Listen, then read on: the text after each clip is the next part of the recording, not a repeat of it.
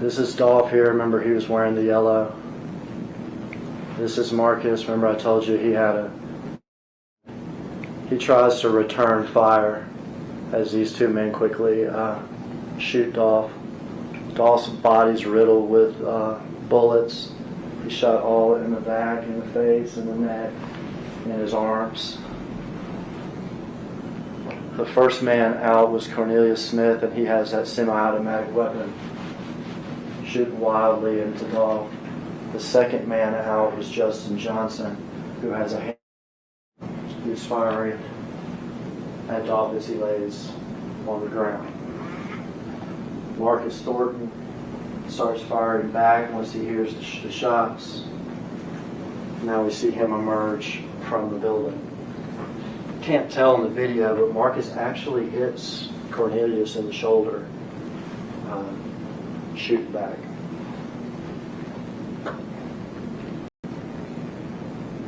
This is Dolph here. Remember, he was. The young Dolph trial has started today. They're about to get the justice for young Dolph. If you want justice for Dolph, go ahead, put the Dolph emojis in the comment section. They just got done playing the video in court. They showed the video to the whole jury. It shows young Dolph with the yellow shirt in front of the cookie shop next to his brother Marcus Thornton. This is when Cornelius Smith, Straight Drop, Justin Johnson, and Shondale Burnett, they walk up and run and literally spray down the whole place. Marcus Thornton, he comes out of the building and he hits Cornelius Smith in the shoulder. This is what the footage shows. And when they played it back, the jury, they were very, very sad. You know, they were trying to get the justice for Dolph, and they're going to put these guys away for a long time. And they said that they concluded the fact that they believe Big Jook, which is Yo Gotti's brother, who is deceased and everything, he got hit up over last year or over the early this year. And they say he put $100,000 on Dolph's head. And this is the main reason why Justin Johnson was motivated to actually go and do the drill, because he was trying to be the next big artist out of Memphis.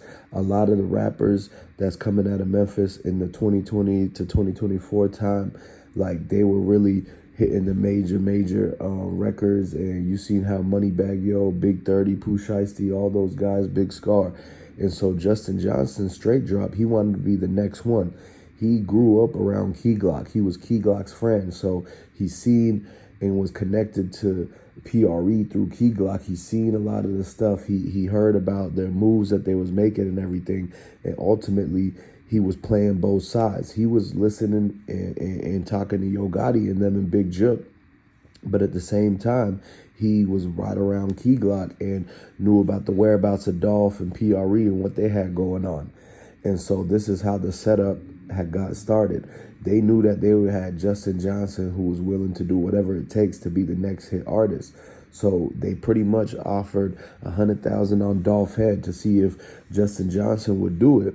And if Straight Drop did it, Yo Gotti was going to sign him to CMG, and they was going to make, they're going to get a lot of attention from doing Dolph diss tracks and all this kind of stuff. That was their plan. But ultimately, they all got caught. And now Justin Johnson, he's going to testify against Yo Gotti and saying that, Yo Gotti gave Big Jook the money to put the $100,000 on Dolph's head, because they went and they found all the receipts, they found the ATM withdrawals and everything like that, leading back to the money came from CMG. This is why they're starting a RICO investigation on them. The trial just started. They just played the footage. And so at this moment, they already know that it was pretty much the dudes that was hating on Dolph that did this. Once they found out that it was Yo Gotti's brother who put the hit out on him, then they already knew that's a conspiracy, that's a RICO to get Yo Gotti involved in, because why would Yo Gotti's brother want to get involved in a beef that was between Dolph and Yo Gotti? And so this is why they're going to bring in Yo Gotti. They're going to interrogate him about his relationship with his brother and how he was involved in the beef with young Dolph and what he had to do, what was his role in the streets, because the investigators found out that Yo Gotti's brother, Big Jook, he is actually the enforcer. He's the guy that's supposed to go out and recruit the crash test dummies to do the drills. He's the guy that goes out and tries to scare people and intimidate them and all this other stuff. So, like Yo Gotti's brother, Big Jook, he was the street guy. This is the guy that they would use when they want to put money on somebody's head. This is the guy they use when they're trying to set up a robbery or trying to do anything in that nature. And so this is what is going to get Yo Gotti ultimately wrapped up in this. And he's going to get taken down because of him using his brother to handle his own street beefs and everything. And so they already know this, that that Big Jook, they were already watching him at the time. And when he got hit up, they knew that it was a direct retaliation and a response to young Dolph being hit up. And so what they did was they tried to even the playing field, even the score and everything. And, you know, they did it an eye for an eye. Yo Gotti, you know, Big Jook put the 100K on Dolph's head, and ultimately Big Jook gets taken out. Now, they're trying to figure out the conversation, text messages and phone calls between Yo Gotti and Big Jook. Because if they find in the text messages and in the recorded phone calls, remember, any text message, any phone call that was made through any of the phone companies, they can go back and get the T-Mobile phone records and play it, because any conversation is always recorded, even if they don't tell you that, is always saved because of situations like this where it's a trial going on. They have to subpoena. They got to really know what was said in that phone call. So all of the times that Yo Gotti was calling Big Jook, all of the texts that they had to the random numbers, to the text now numbers and everything, they're actually able to know who created those text now accounts. And, you know, if they were conversating about putting 100,000 on Dolph's head, then it would be caught in those messages, even if they deleted them, so they could get the records of everything.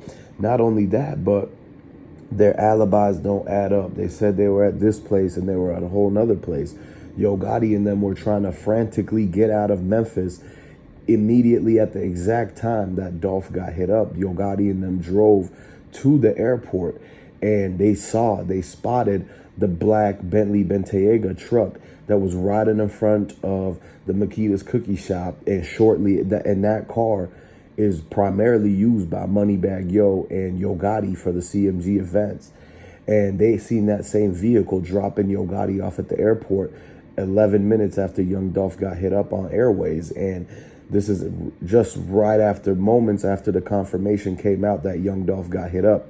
They were already on walkie-talkies and they already had the phone call going, so that once Straight Drop and them did do the hit, that the guy watching, the guys who are watching and the outlookers, the onlookers, they told Yo Gotti, it just happened. It just went down. Dolph got hit. Dolph was down.